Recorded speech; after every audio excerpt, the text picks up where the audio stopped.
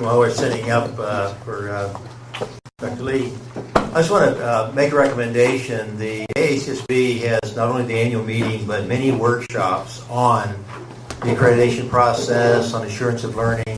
And I mentioned earlier, I've been actually 3 schools, Auburn University, John Carroll, and then at Rockhurst, that have gone through initial accreditation. And what I found was that as dean, every year I would send a couple faculty to one of those conferences.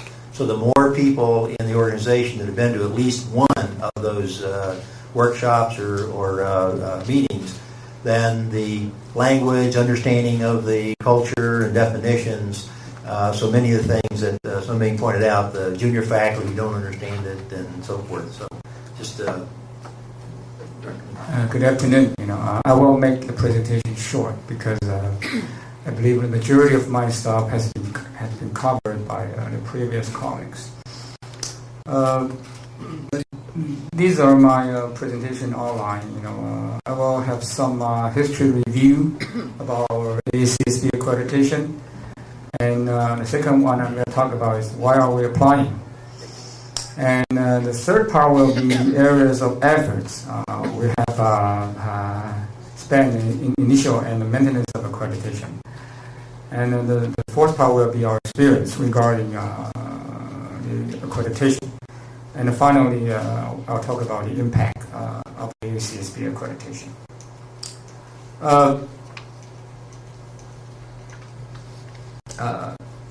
Talk about the AACSB accreditation. Actually, it's a very tricky one. Trust me. We host the annual forum back in 2002.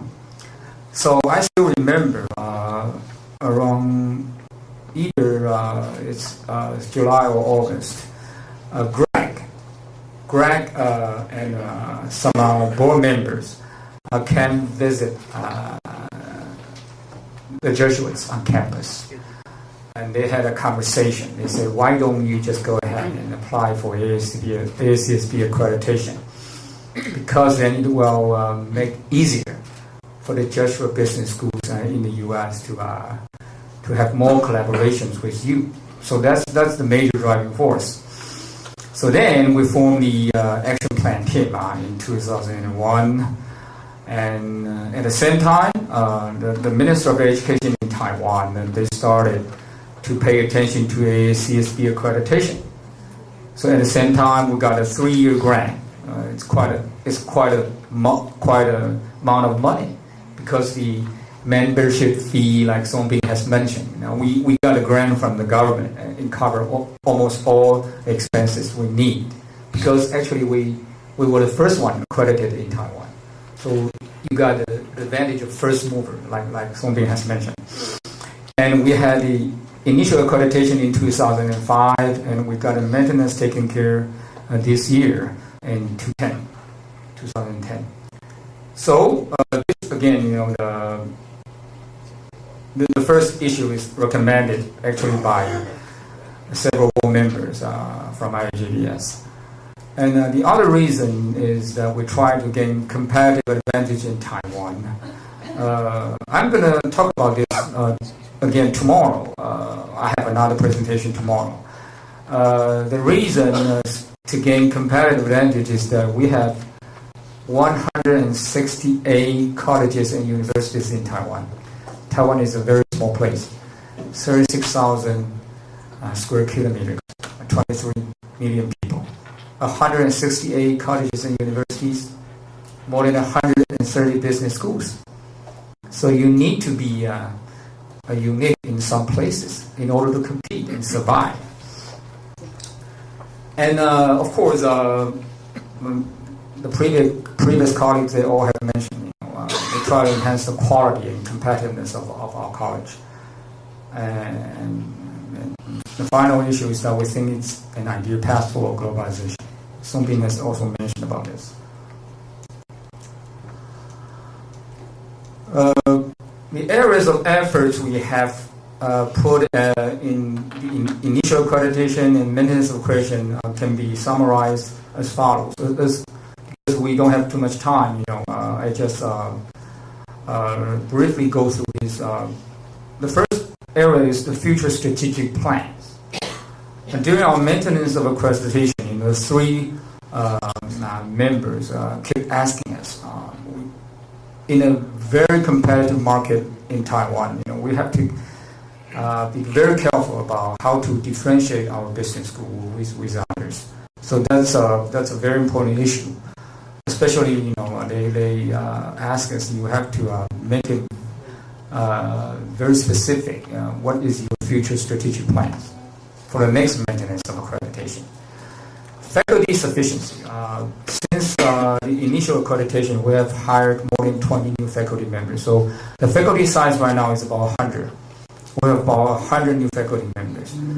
Faculty qualification, the AQ, PQ definitions, AQ, PQ ratios, requirements, and so on. Faculty development, because we require the faculty members to devote more time in doing research, publish the journal papers, so we try to find more resources to provide research incentives. And for junior faculty members, we have mentor systems. We have lots of seminars, workshops for faculty development. And for faculty and student diversity, we try very hard to hire faculty from different backgrounds. We used to have lots of faculty members got their PhD degrees from the U.S. We right now try to see whether we can hire PhD graduates from Europe, from Japan, and some other places. For student diversity, we try to hire more international students. I can share more about this later. Of course, assurance of learning goals, rubrics. Eileen has mentioned, just use a few sentences to describe what's the ideas about AOL. But actually, it's a very tough task, far beyond your imagination. We spend tremendous amount of efforts. We have 2 full-time staff members doing this job, so it's a lot of work. Financial issues. We got lots of demand regarding monetary support. So financial issues is also very critical. Something is mentioned. It's kind of very expensive issue for schools, especially in Asia.